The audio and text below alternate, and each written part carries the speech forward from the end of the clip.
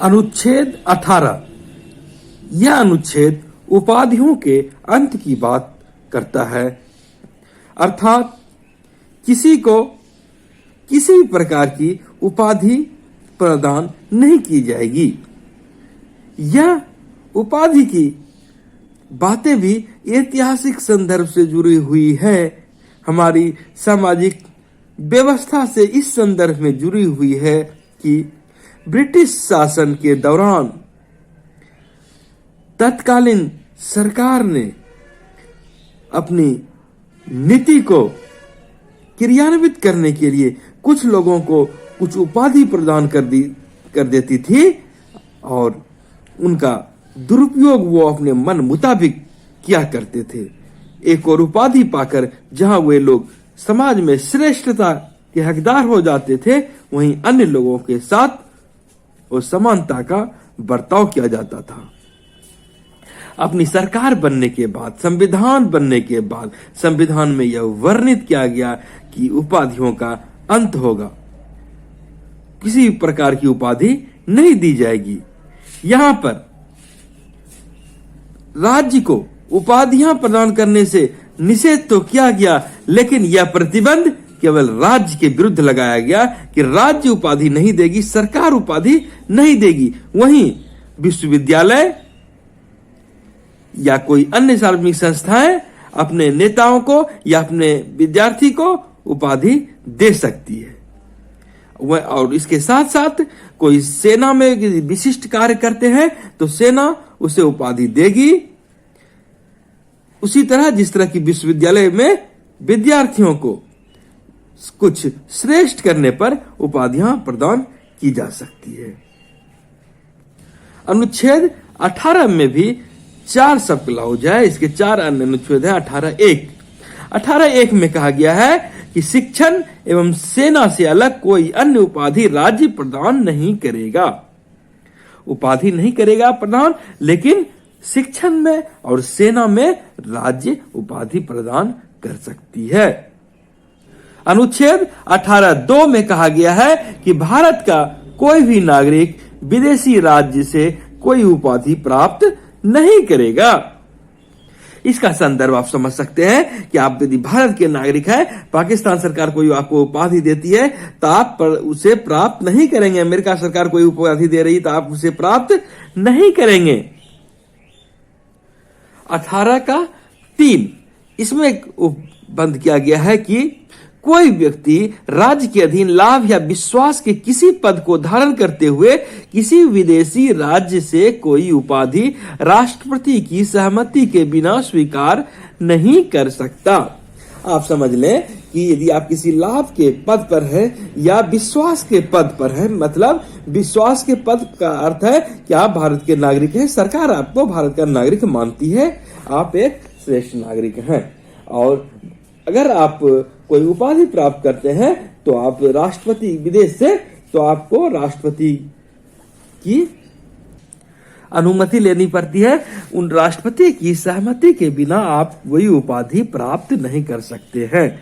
अनुच्छेद 18(2) में जहां निषेध किया गया, प्रतिषेध किया गया कि आप उपाधि प्राप्त नहीं कर सकते हैं, वहीं यदि ऐसी विशेष स्थिति आती है तो आपको राष्ट्रपति की सहमति से वो उपाधि प्राप्त करना होता है। 18(4) में कहा गया है कि राज्य के अधीन लाभ या विश्वास का पद धारण करने वाला कोई व्यक्ति किसी विदेशी राज्य से या उसके अधीन किसी रूप में कोई भेंट, उपलब्धि या पद राष्ट्रपति की सहमति के बिना स्वीकार नहीं करेगा। यह भी समझ लें कि जब अंग्रेजी शासन था तो कई तरह के वंशानुगत पद उस समय चलते थे। राजा, तो राजा का कोई कॉन्सेप्ट संविधान निर्माताओं ने नहीं रखा। संविधान लागू होने के बाद सरकार का कॉन्सेप्ट आया और यह लोकतांत्रिक शासन की व्यवस्था थी और राजा महाराजा या अंग्रेज सब जारी करते थे। यहाँ के जो जमींदार थे, जो श्रेष्ठ लोग होते थे उस समय, तो उन्हें बहादुर की उपाधि या राय बहादुर की, राजा साहब की, दीवान की, दीवान बहादुर आदि उपाधि से अलंकृत किया जाता था, उपाधि से अलंकृत किया जाता था। वहीं भारत सरकार ने इन सभी व्यवस्था की कोई व्यवस्था नहीं रहने दी और लेकिन 1954 में भारत सरकार ने विशिष्ट रूप से सराहनीय सेवा देने के लिए 4 प्रकार के मेडल की शुरुआत की। जैसे उसमें सबसे महत्वपूर्ण था भारत रत्न, पद्म विभूषण, पद्म भूषण और पद्म श्री। तो भारत रत्न किन्हें दिया जाता है, तो ये समझ लें भारत रत्न कला, साहित्य और विज्ञान की दुनिया में विशेष रूप से कार्य करने वाले, असाधारण उपलब्धि प्राप्त करने वाले लोग को दिया जाता है। और यह सम्मान विशिष्टता का प्रतीक है कि आप विशिष्ट व्यक्ति हैं, विशिष्ट उपलब्धि हासिल किए हैं। और ये उपलब्धियां ये उपाधियों के रूप में अलंकरण मात्र थी। और यह भी कहा गया कि यह उपाधि तो प्रदान की जाएगी, लेकिन इसे वे अपने नाम के साथ इसका जिक्र नहीं करेंगे। जैसे कि आप भारत रत्न अपने नाम के आगे नहीं लिखा सकते, आपको उपाधि मिल जाएगी। वहीं जिस तरह की आप पीएचडी करते हैं या एमबीबीएस की डिग्री लेते हैं तो अपने नाम के आगे डॉक्टर लगाते हैं, तो वहां पर इस तरह की उपाधि का प्रयोग आप नहीं कर सकते हैं। हालांकि इस तरह की सराहनीय सेवा की उपलब्धि आप देखते होंगे कि गणतंत्र दिवस पर दिया जाता है। और इस तरह की उपलब्धियों पर भी आपत्ति किया गया कि यह भी प्रतिष्ठा में असमानता, असमता उत्पन्न करता है, वरिष्ठता और कनिष्ठता का बोध होता है। तो इस तरह की उपाधि भी नहीं दी जानी चाहिए। और यही कारण रहा कि कुछ सालों बाद जब 1977 में जनता पार्टी की शासन आई थी, तो उस समय मोरारजी देसाई की सरकार थी और उन्होंने यह क्रम तोड़ दिया था। उनके आने के बाद यह सम्मान बंद कर दिया गया था।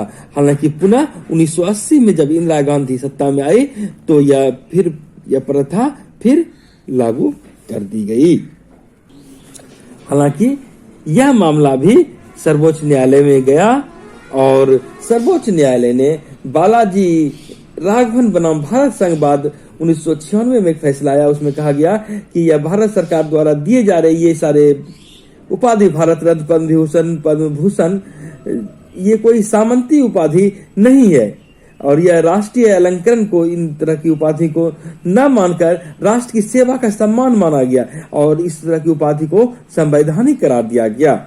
वहीं सर्वोच्च न्यायालय ने यह भी व्यवस्था कर दी कि यह अलंकरण नाम के साथ उपसर्ग या प्रत्यय के रूप में इस्तेमाल नहीं किए जाएंगे, अन्यथा अलंकरण को त्यागना पड़ेगा।